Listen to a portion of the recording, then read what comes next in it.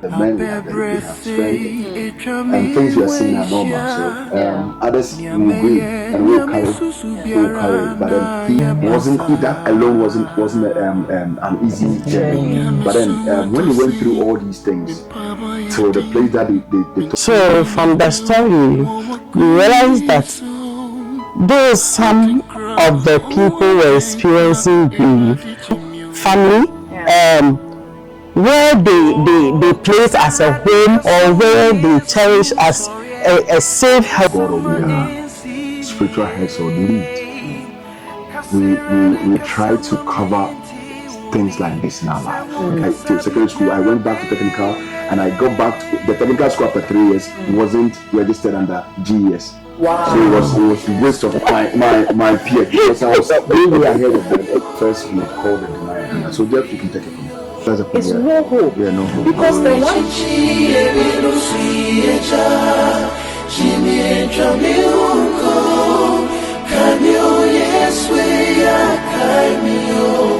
and you have the urge to marry. Don't listen to what society will say. but I was wondering why you brought in the medical hospital.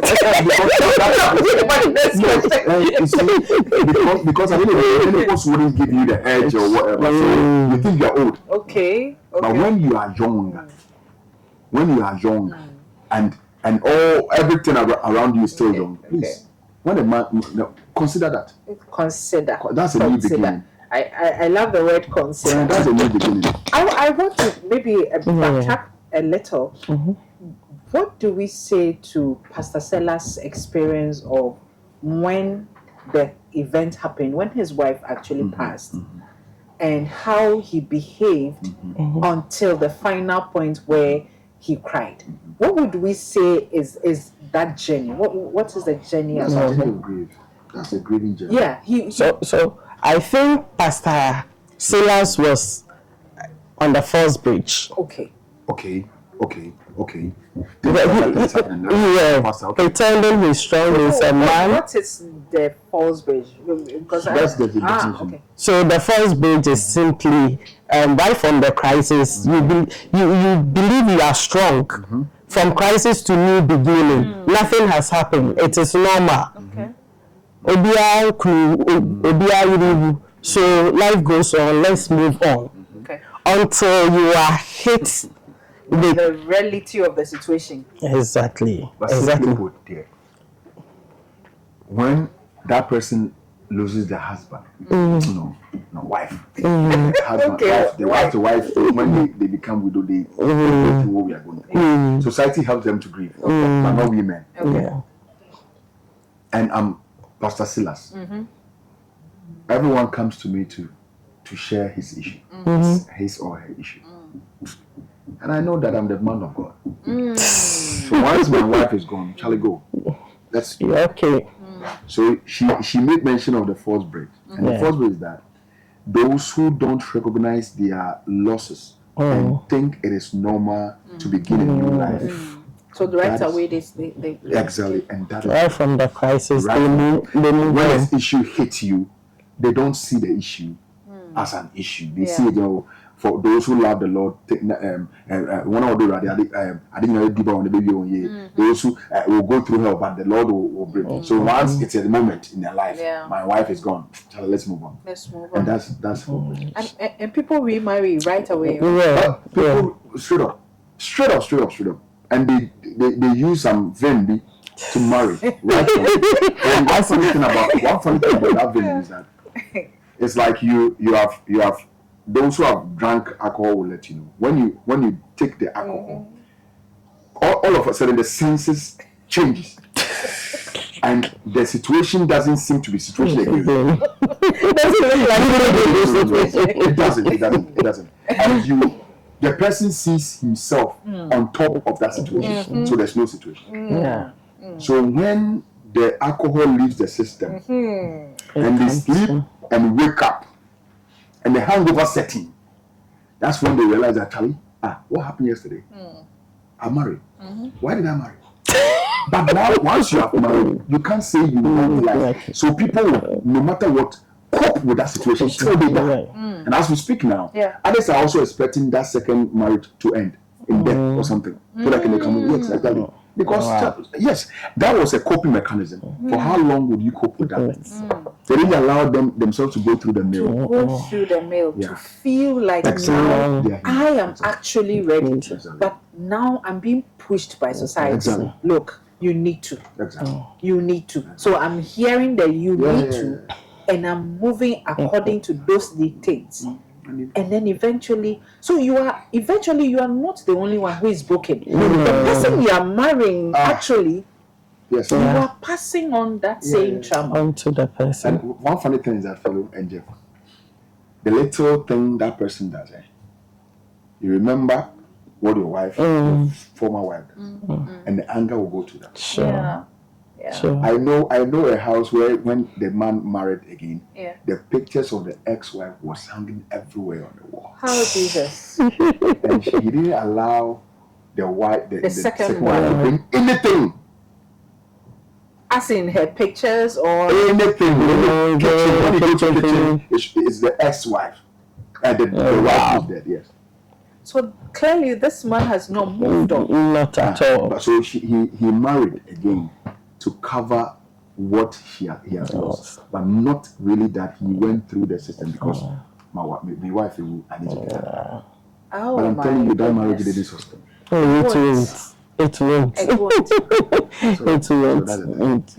So the first word is something difficult. And you see, pastors like us, some of us, don't preach grieving like this. They preach that if you're a Christian. You see, at the point in time in the storyline, one person said that he says himself that as a man of God, I'm not supposed to. Because I'm the man of God. But the man of God is a human being. There was a man before. There was a man. A man. And not So Silas said that. And now a lot of people say in our church, and on the pulpit we hear them, that as for Christians, you go through trials and temptation, but the good ones stand firm. So I want to stand firm for people to know that yes, I'm the good one. So they come publicly and they are fine, but when they go with the Silas to lock themselves up and cry. Who are they going to tell? Because me, pastor, that thing has hit me. Who am I going to tell? Hey, pastor, you stand on the pulpit and preach that God Christ, and you are. So now, pastors, it's really difficult for us to preach, cry publicly, because we think what our church members will think about us, and that's why. So that the first word is not something that we let people do it. When you are hit, grieve. If you can't help, call us. We will help you to grieve. Grieve and grieve well. We are still talking about grieving, and I just want you to reflect on these questions. And maybe if you have an answer or two, you can put them on our socials, on Facebook. That is where we'll be airing, or that is where we are airing. So you can put your questions, your thoughts, your concerns, put them there for us to have a discussion about it. I want you to look at it, reflect. What have you ever grieved about? What was the journey like? Did you actually look back like the false bridge we were talking about? Did you try to make, did you have any delayed journey? Just reflect on that. And maybe let's hear from you.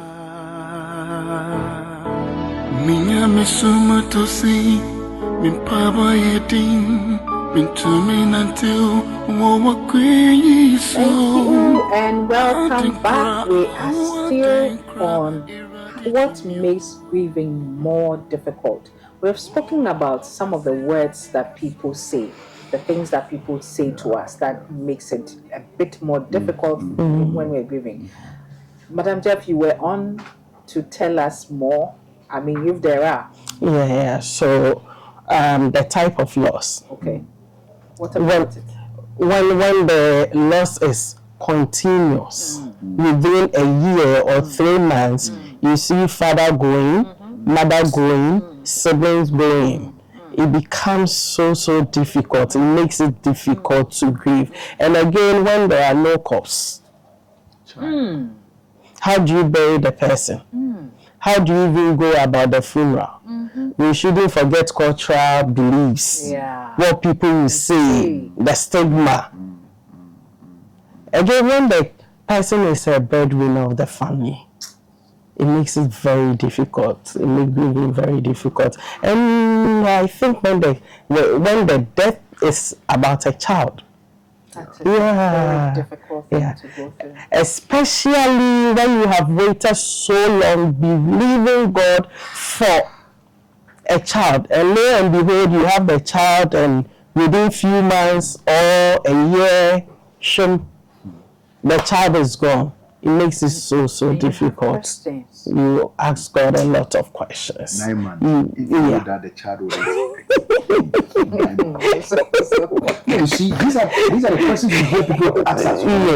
Also, for if God knows that the child wouldn't believe, why would it even start at all? For 9 months, all the pressure, the health, whatever you're going through, 9 months, you gave birth, you see the child, you see the child. And some husband will even leave home because your mood has changed. All these things you are going through, you're going through all this ordeal, those experiences, and at the end of the day, you give birth, and not long ago the child is dead, and you think it's joke. No, it's not. It's no joke. It is not joke. It makes it very difficult. I was asked for a funeral, and that was the first time in my ministry I buried somebody who was 11 years old. And see, the casket is not even up to this table. There I stood looking at the casket and asked God, what did she do? What did she do? Me, as the pastor, I do my work. What did she do? And she suffered out of the cancer lungs. Small girl. They didn't even do a normal funeral for so they brought her under the when you go there's a shed there behind the military. And that was where they brought her. So I gave them chance to cry. I told them cry. I won't cry. I was standing just reminiscing, why God? Why this little girl? When I begged them, they should pause the crying. Let me finish the service quickly so that what would this family think about? Do you think it will be easier? Because the 11-year-old girl, she's growing. And it makes grieving difficult. Exactly. Very difficult. And this same house, there's an old woman who is 98, getting to 100 years, and she's not dying. She's not dying. And a young child is dying. So you ask yourself, why? So asking why also is actually a normal thing that people go through. Yes. It is normal. Because there are some Christians who think that why do you have to question God? To question God. But I bring the viewers' attention to the fact that Job said he regrets the day he was born. He really cares. What is so deeper than we asking God why? And God asked him, Master, when I was laying the foundation of the where are you there? Where are you there?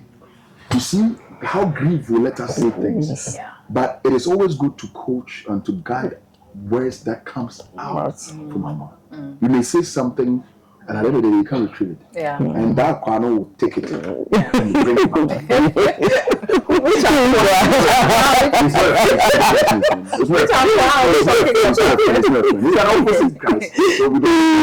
You see, and we just be mindful. These things, my sister Jeff and us all are discussing, makes grieving so difficult. Especially there's a kind of tofu or something. Tofu. They will just treat the person like a rubbish. They wouldn't do any proper for the people to go through that process of accepting that indeed our loved one is gone. We have buried. It is so difficult. Ghana, we love funerals. It is so difficult. So grieving, and I'm sure your viewers probably may also share whatever to some I've heard more than what so we're very glad that they share with us. What are the things? Where are my not finding my rest. You are so much into the topic. I am. What are some of the things that make grieving difficult? If you have experienced something, we just want to learn, we want to share with other people, we want to comfort other people.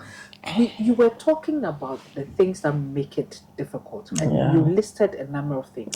Then my mind went to, when people have committed suicide, there are churches that because the person committed suicide, they cannot be buried in there. And I was wondering, how do the people who have lost this individual, what is the feeling that they are going through? How is that whole process handled? Also for you, it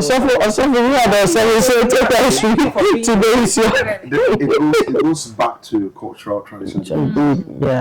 Because such people, we don't assume them to have died a normal death. So tofu, I mentioned the tofu. So you cluster all of that in that. If I have taken my own life, we can't bury you. We can't bury you. Because you didn't wait till your time to die. Okay. And you have taken the lead. But what happened to Judas? The Bible says that when he broke off from the rope and he busted. Who did the funeral for Judas? Nobody. He took his own life. So if I or you take your own life, who is there to say that you have died a natural death? So let us bury you naturally. No. So they will assume you as an ordinary thing, and you didn't go through the traditional way, because people didn't come out there and pipe out your no. So we'll just do the mamre and clear people pour like liberation so that they clear your back. They'll clear your back so that you come and hunt your people. That's what they think. But have we thought for a second how the people, the loved ones that this individual has left behind, the feeling, the grieving, the pain that they will be going through as a result of this? Those loved ones, if the person who died loved them, wouldn't have died. He wouldn't have died. Or she wouldn't have died. If you have loved ones, you wouldn't take your life and leave them.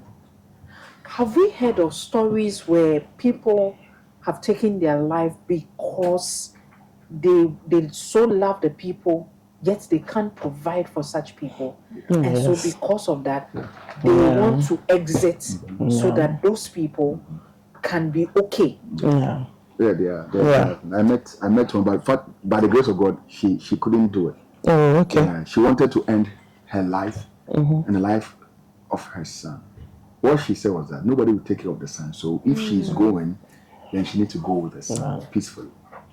By God's grace, we were able to manage that. So it is there. A lot of people are dying because they think they are burdened to their family. But for that, nobody, the Ebusapedi wouldn't know that. So if you are doing that for the sake of the family, go, and would bury you as an non-entity. Oh, my goodness. Miserable comforters.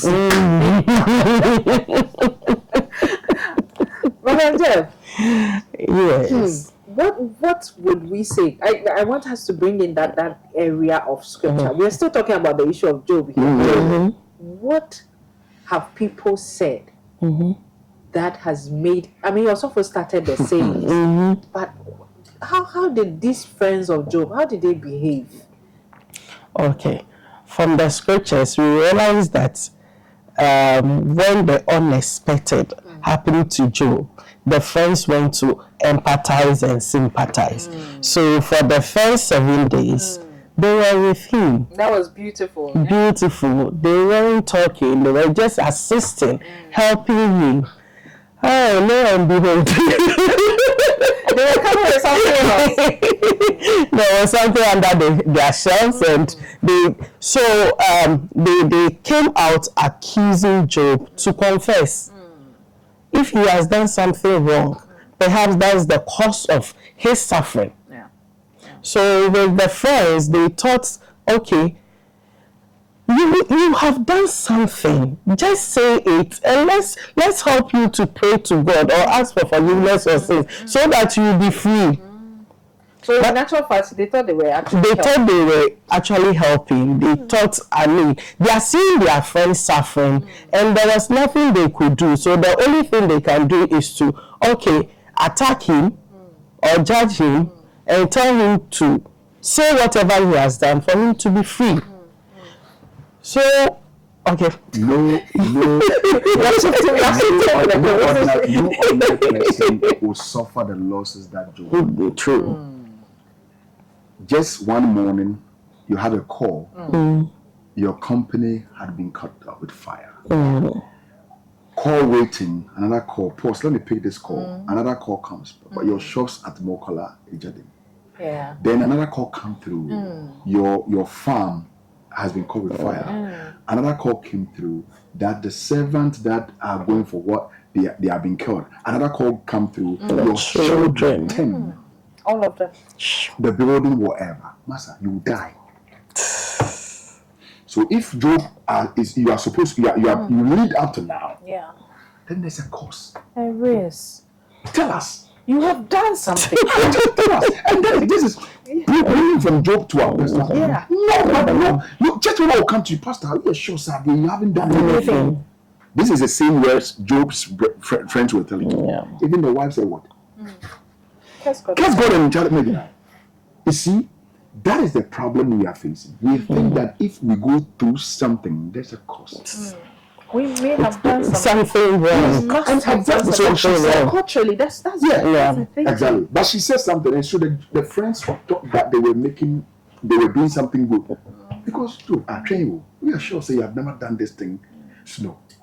Job, you haven't done no. Then how come that your oxes, your sheep, your whatever cattle, everything is even your children? So you love God so much, and God at the day, one day, everything away from you. But they didn't have the eyes to see that somebody went to bargain the life of Job.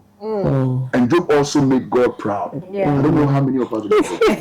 So Job also made God proud. And yes, God become better on me. And I will stand firm. Yeah. And he stood firm. And he said that he got ×2 of whatever it was. The friends thought they were doing good. People will come to your house when you are good. And they will try to put something like what the friends did. What happened to your husband? Oh, we learned. Are you sure he wasn't driving so fast? Are you sure this? Are you sure that? Or are you sure he hasn't done anything in his office?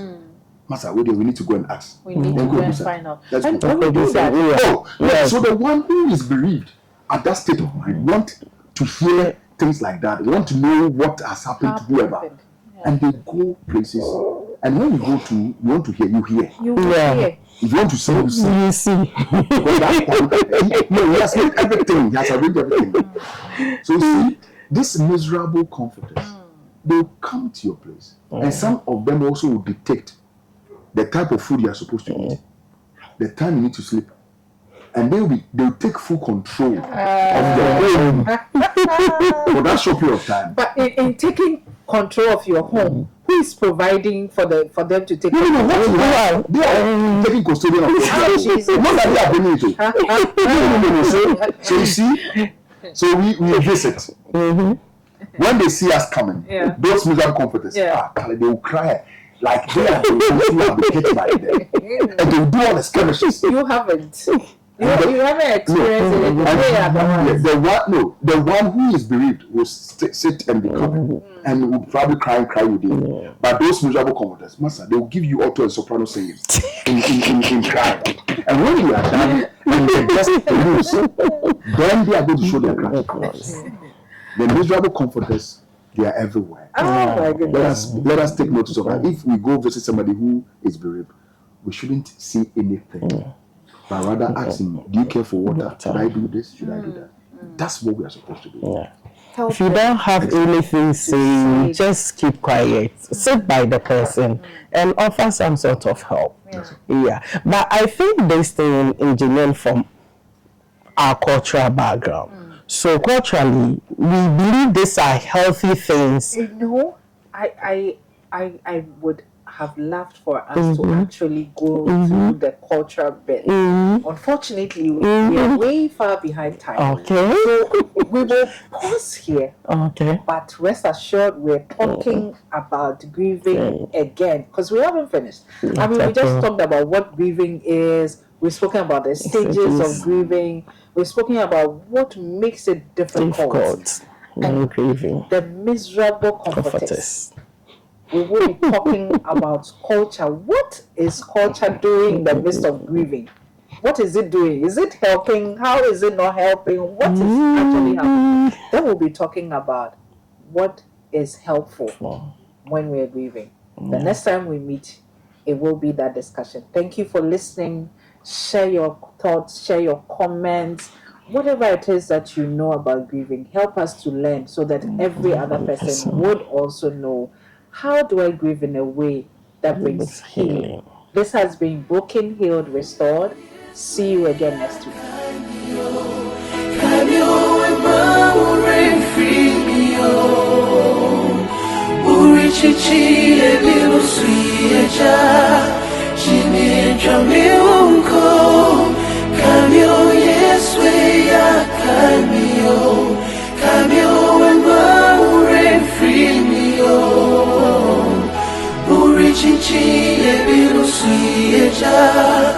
Chimie,